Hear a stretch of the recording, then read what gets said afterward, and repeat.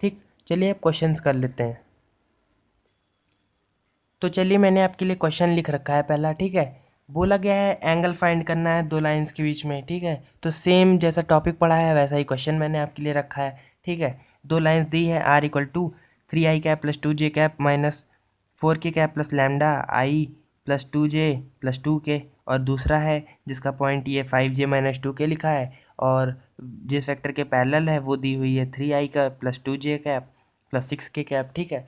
तो ये दिया हुआ है आपको एंगल, तो आपको निकालना है। कैसे निकालेंगे एंगल? निकालने के लिए मैंने बोला था सबसे पहले आपको फाइंड करना है क्या, सबसे पहले आपको फाइंड करना है कि ये लाइंस किस वेक्टर के पैरेलल हैं। इस वेक्टर के पैरेलल हैं और इस वेक्टर के पैरेलल हैं, ठीक है। तो ये लाइन किसके पैरेलल है? देखिए, इस वेक्टर के और इस वेक्टर के, ठीक। तो मान लीजिए ये लाइन 1 है, ये लाइन 2 है। तो यहाँ पर हम सॉल्यूशन अगर करते हैं इसका, देखिए तो लाइन 1 है ये वाली, ठीक है। तो ये डायरेक्शन रेशियो हम लिखते हैं, ठीक। Direction ratio of parallel vector to line 1, ठीक। लाइन 1 के पैरेलल वेक्टर क्या है? I cap plus 2j cap plus 2k cap. तो लिख लेते हैं भाई इसका डायरेक्शन रेशियो 1, 2 और 2, ठीक। इसी तरीके से direction ratio of parallel vector to line 2, ठीक है। तो ये क्या हो जाएगा? 3i cap plus 2j cap plus 6k cap, 3, 2 और 6, ठीक। ये मिल गया हमें क्या? Direction ratios. अब एंगल निकालने में कौन सी बड़ी दिक्कत है? कॉस थीटा इक्वल टू, ये मान लीजिए बी वेक्टर है, ये मान लीजिए सी वेक्टर है, तो b dot c upon mod of b dot mod of c, b और मॉड ऑफ सी, ठीक। तो बी डॉट सी कैसे निकालेंगे? दोनों को ऐड करिए, दोनों को मल्टीप्लाई करके ऐड कर दीजिए। पहले बार आई वाले को आई से, जे वाले को जे से और के वाले को के से। 3 1 ज़ा 3 प्लस 2 2 ज़ा 4 प्लस 6 2 ज़ा 12 अपॉन, और यहाँ पर देखिए मॉड लगा लिया करिए, क्योंकि एंगल हमेशा क्या होता है हमारा, एंगल जो हम निकालेंगे यहाँ पर, ठीक है, वो एंगल क्या होता है हमारा? एक्यूट होना चाहिए। तो अगर नेगेटिव साइन आ जाएगा तो वो सेकंड क्वाड्रेंट में चला जाएगा कॉस थीटा, ठीक है। तो वो क्या हो जाता है? वो ऑब्ट्यूज बन जाता है, 90 डिग्री से ऊपर हो जाएगा। देखिए यहाँ पर पॉजिटिव रहता है कॉस और यहाँ नेगेटिव होता है, तो हम हमेशा यहाँ मॉड लगा लेते हैं जिससे हमारा आंसर क्या हो? हमेशा पॉजिटिव आए, यानी एक्यूट एंगल निकले, ठीक है। तो अब अपॉन में क्या है हमारे? मॉड ऑफ बी है, तो मॉड ऑफ बी तो स्क्वायर रूट करके स्क्वायर ऐड कर देंगे, 1 square plus 2 square plus 2 square. इसी तरीके से ये वाला 3 square plus 2 square plus 6 square, ये सी मॉड ऑफ सी, ठीक। तो 12 और 7 कितना हो गया? 12 और 7 हो गया आपका 19, ठीक, 19, ठीक है। तो 19 हो गया आपका यहाँ पर, और नीचे क्या आ जाएगा आपका?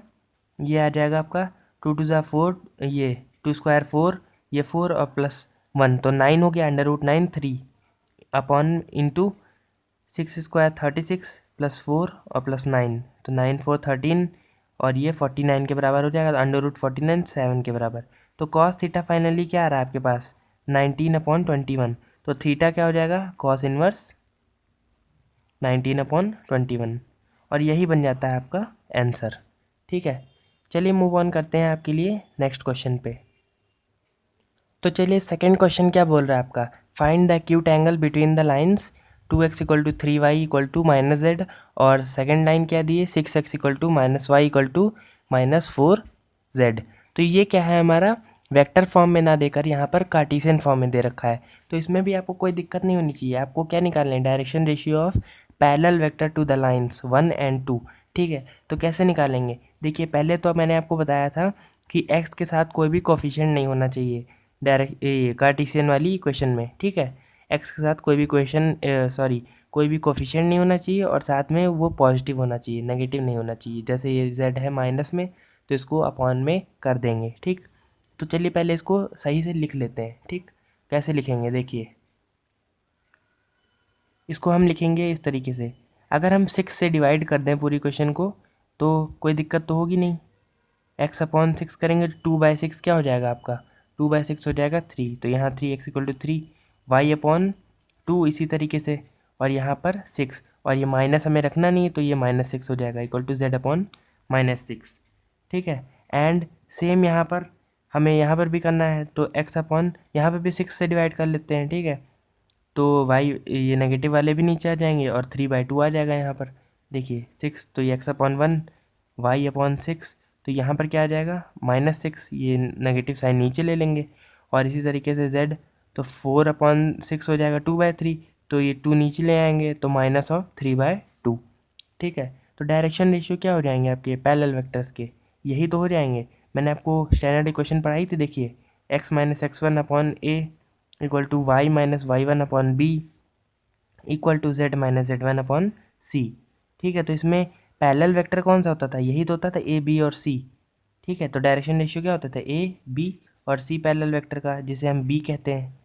और स्टैंडर्ड इक्वेशन में r equal to a plus lambda b लिखते हैं, तो ये पैरेलल वेक्टर यही है, ये वाला हमारा।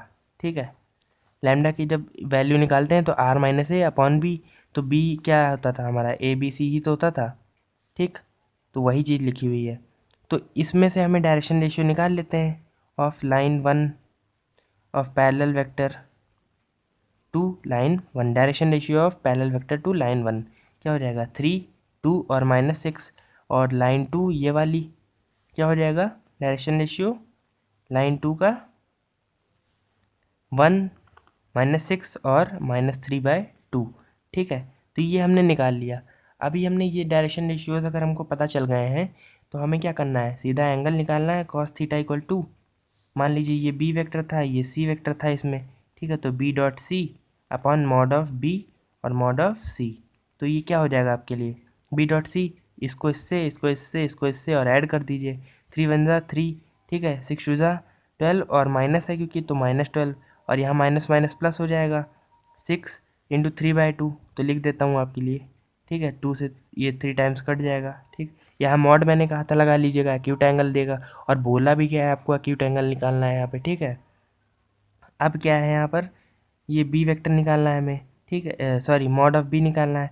तो कैसे निकालेंगे, स्क्वायर रूट कर लीजिए भाई, 3 स्क्वायर प्लस 2 स्क्वायर प्लस -6 का होल स्क्वायर, और ये वाले का 1 स्क्वायर प्लस -6 का होल स्क्वायर प्लस 3/2 माइनस का होल स्क्वायर।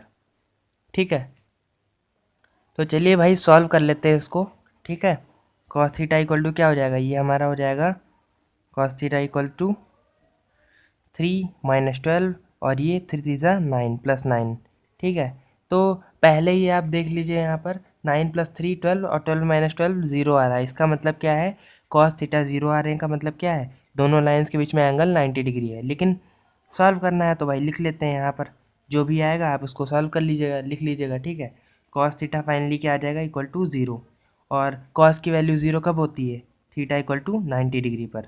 इसका मतलब एक्यूट एंगल बोला गया है लेकिन है 90 डिग्री। कुछ क्या कर सकते हैं, देखिए थीटा इक्वल टू 90 डिग्री, और यही आपका आंसर बन जाता है यहाँ पर। ठीक है, चलिए मूव ऑन करते हैं नेक्स्ट क्वेश्चन पे।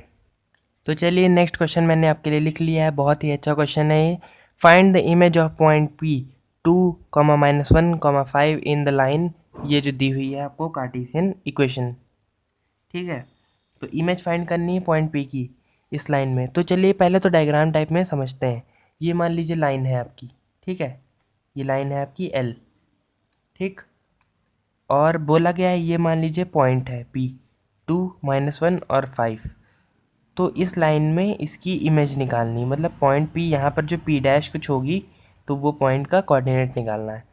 तो देखिए इमेज मतलब परपेंडिकुलर होगा, ये तो आप समझ ही चुके होंगे।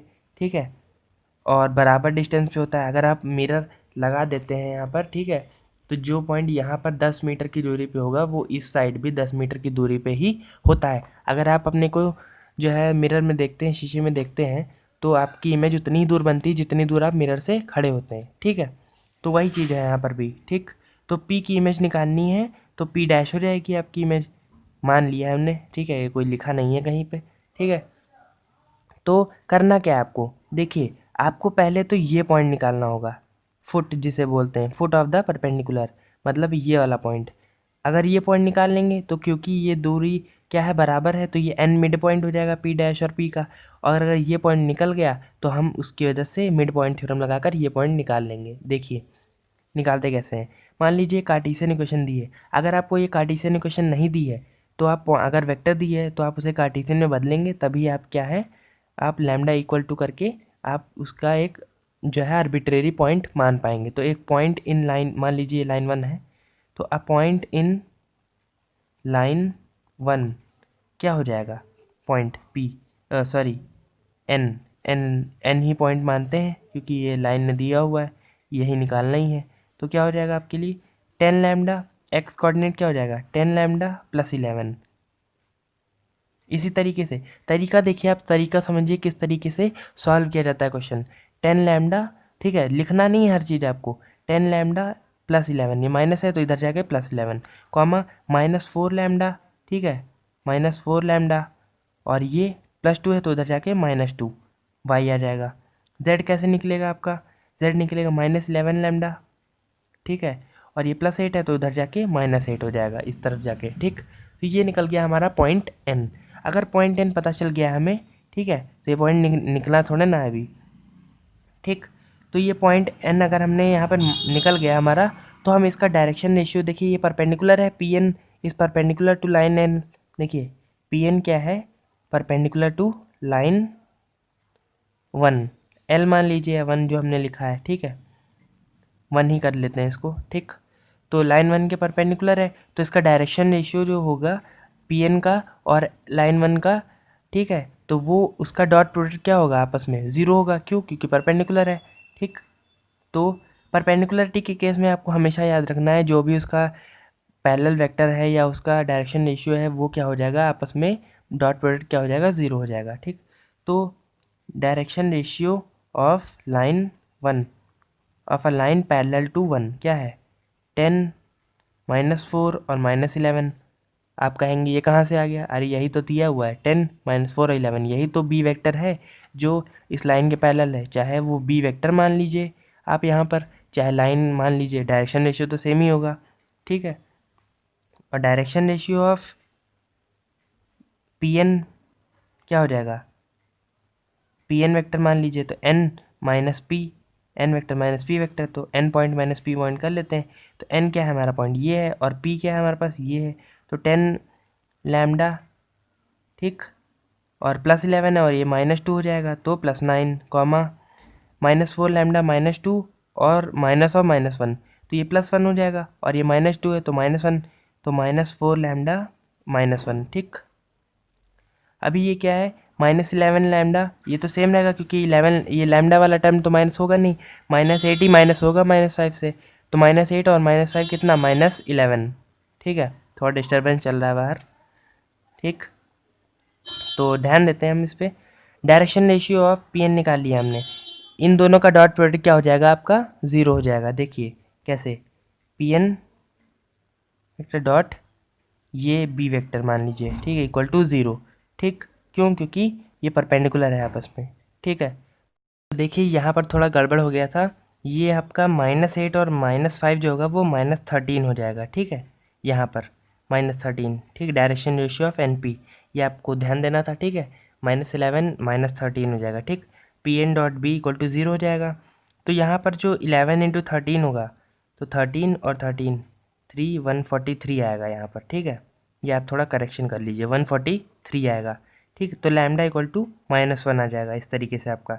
अब जब हम 94 और 143 को ऐड करेंगे, 90 और 4, तो ये 7 9 4 13 और ये 237, तो 237 लैम्डा इक्वल टू 237, ठीक, माइनस में क्योंकि ये इस तरफ आके नेगेटिव हो जाएगा, लैम्डा इक्वल टू -1, ठीक है। तो इस तरीके से आपका लैम्डा इक्वल टू -1 आ जाएगा।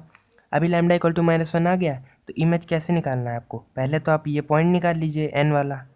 तो एन पॉइंट क्या हो जाएगा आपका, एन पॉइंट हो जाएगा आपका 10, लैम्डा इक्वल टू -1 है तो -10 और ये +11 क्या हो जाएगा +1, और ये क्या हो जाएगा -1 है तो -4 × -1 क्या हो जाएगा +4 और +4 -2 तो 2, ठीक है।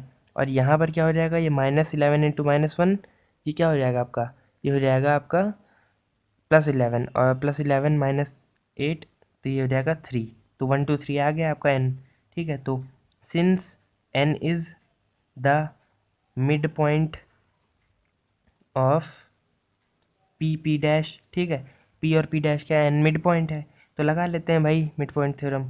एन 1 इक्वल टू ये वाला कोऑर्डिनेट इसका एक्स वाला का इसके बराबर 2 प्लस मान लीजिए अल्फ़ा बीटा और गामा है ये, ठीक है, तो 2 + α/2, ठीक है।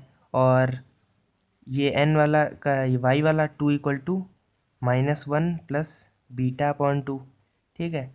और ये एन का ये जेड वाला तो 3 इक्वल टू यहाँ पर 5 गामा अपॉन 3।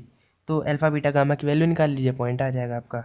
पी डैश क्या आ जाएगा 2 - 2 तो 0 अल्फ़ा, बीटा क्या 4 और -1 इधर आएगा +1 हो जाएगा तो 5, तो ये 5 3 3 ज़ा 9 और -5 9 बाई 5 4, तो 0 आपका और 5 और आपका 4 आ जाएगा यहाँ पर आंसर, ठीक है। इस तरीके से अगर आपको किसी भी आंसर में कुछ दिक्कत लग रही हो या मैंने शायद गलत कर दिया हो कहीं पे, तो आप उसे कमेंट में ज़रूर बताइएगा, ठीक है। देखिए मैं कह ही रहा था और यहाँ पर कुछ गड़बड़ है। देखिए ये 2 होगा अपॉन में, ठीक है। तो ये आंसर आपका 4 नहीं, ये 1 आ जाएगा, ठीक है। ये आपका 1 आ जाएगा। 3 2 ज़ा 6 और -5 1 आएगा, ठीक। ये होगा आपका आंसर। चलिए मूव ऑन करते हैं नेक्स्ट क्वेश्चन पे। तो चलिए अगला क्वेश्चन आपके लिए मैंने लिखा है, ठीक है। Find equation of line passing through the point ये और परपेंडिकुलर टू द लाइंस ये एंड ये, ठीक है। तो जो आखिरी क्वेश्चन मैंने पढ़ाई थी उसी पर चलिए क्वेश्चन कर लेते हैं, ठीक है। तो आपको बेहतर समझ में आएगा।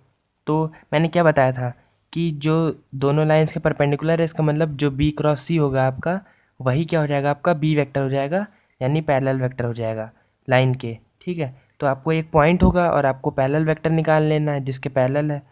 तो ये मान लीजिए लाइन 1 है, ये मान लीजिए लाइन 2 है, ठीक है। तो इसके पैरेलल वेक्टर कौन सा हो जाएगा 1 2 और 3 का यही तो डायरेक्शन रेशियो हो जाएगा उसका। जो पैरेलल वेक्टर होगा इस लाइन के वो 1 2 3 हो जाएगा।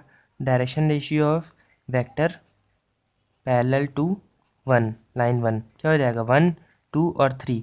और डायरेक्शन रेशियो ऑफ वेक्टर इसी तरीके से पैरेलल टू लाइन 2 क्या हो जाएगा आपका, इस लाइन के वेक्टर पैरेलल क्या हो जाएगा आपका -3 2 और 5। मैं ये कई बार आपको बता चुका हूँ, ठीक है। यहाँ बताने की ज़रूरत नहीं है कि ये जो 3 2 और 5 होता है यही होता है हमारा, नीचे जो लिखा होता है अपॉन में यही होता है हमारा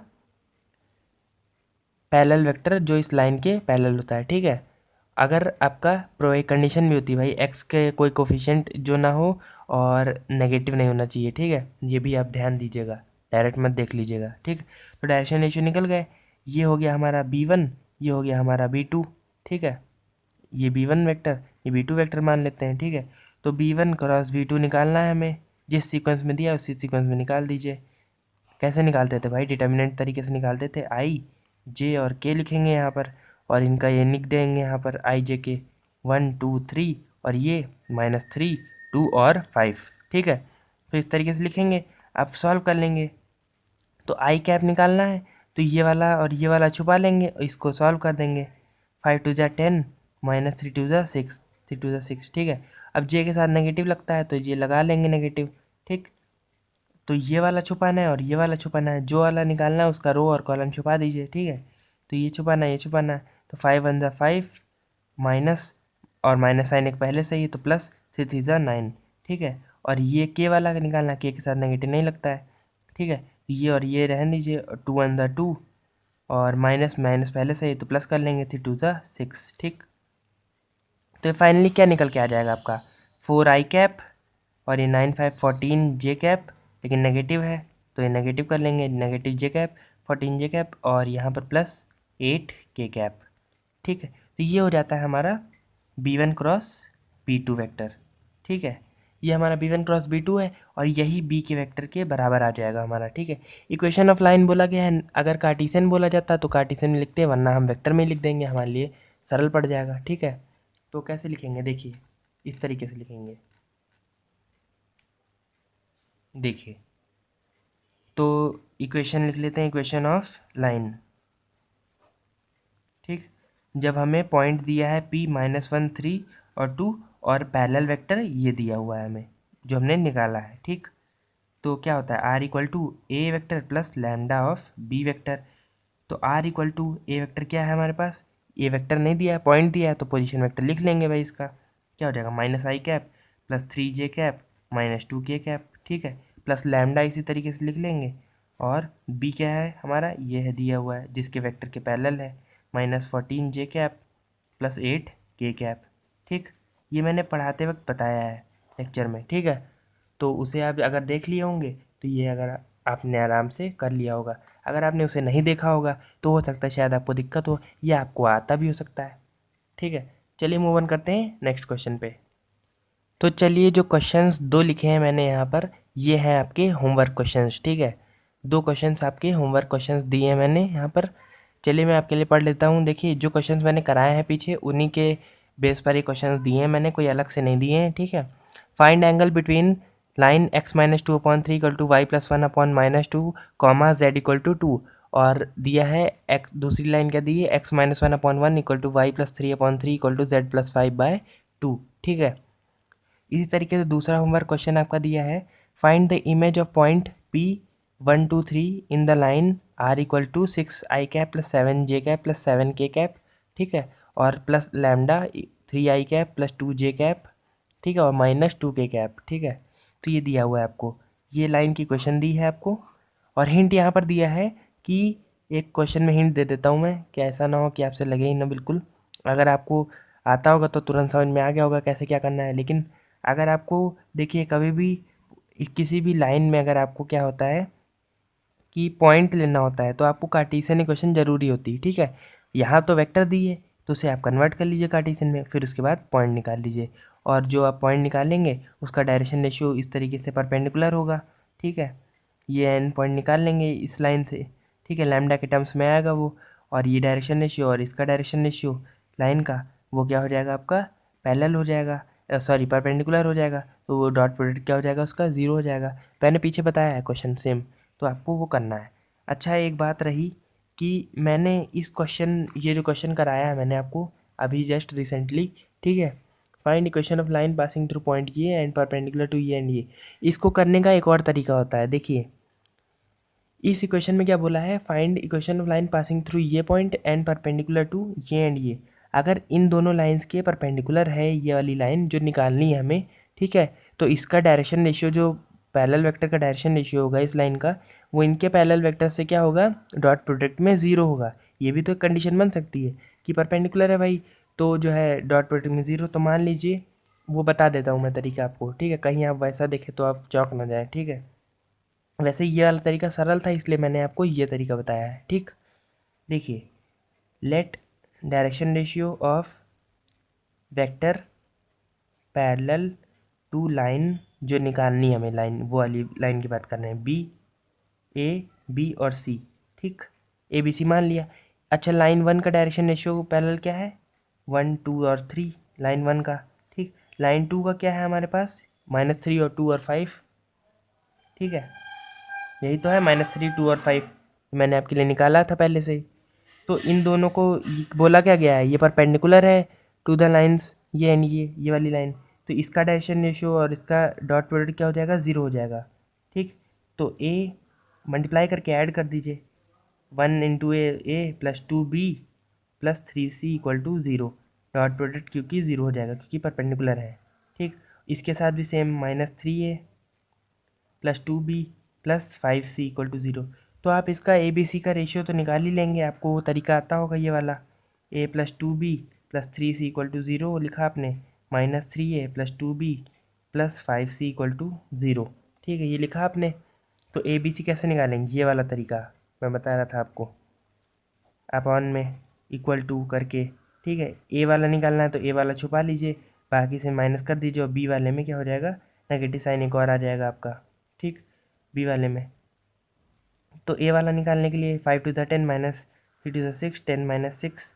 ठीक, और यहाँ पर बी वाला में निकालने के लिए 5 इन द 5 माइनस माइनस पहले से एक और, तो प्लस 3 थ्री द 9। सी वाला निकालने के लिए 2 इन द 2 और माइनस, और लेकिन यहाँ माइनस पहले से ही है, तो प्लस 3 टू द 6। ठीक है, इस तरीके से हो जाएगा आपका।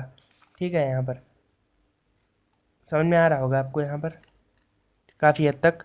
ठीक है, तो ये आप निकाल लीजिए ए बी सी का रेशियो, ए क्या आ जाएगा 4, बी क्या आ जाएगा आपका 9, 5 होता है 14 तो -14, और सी क्या आ जाएगा आपका 3 सी 6 8। ठीक, तो देखिए 4 14 4 -14 और 8, ये आपका ए बी सी आया है, जो डायरेक्शन रेशियो जिसके पैरेलल है लाइन ये वाली। ठीक है, और देखिए मैंने जो यहाँ पर B1 क्रॉस B2 निकाला था, वो भी देखिए क्या आया है, 4i cap -14j cap plus 8k cap. तो चाहे आप इस तरीके से करें चाहे इस तरीके से करें, वैसे आप अगर इस तरीके से करते हैं तो आप ज़्यादा फ़ायदे में रहेंगे, क्योंकि ये थोड़ा सिंपल टेक्निक हो जाएगी, ठीक है, आपके लिए। और इसी को आप याद रखें, वो अच्छा है आपके लिए, बेहतर है, ठीक है। तो मिलते हैं नेक्स्ट वीडियो में, तब तक के लिए धन्यवाद।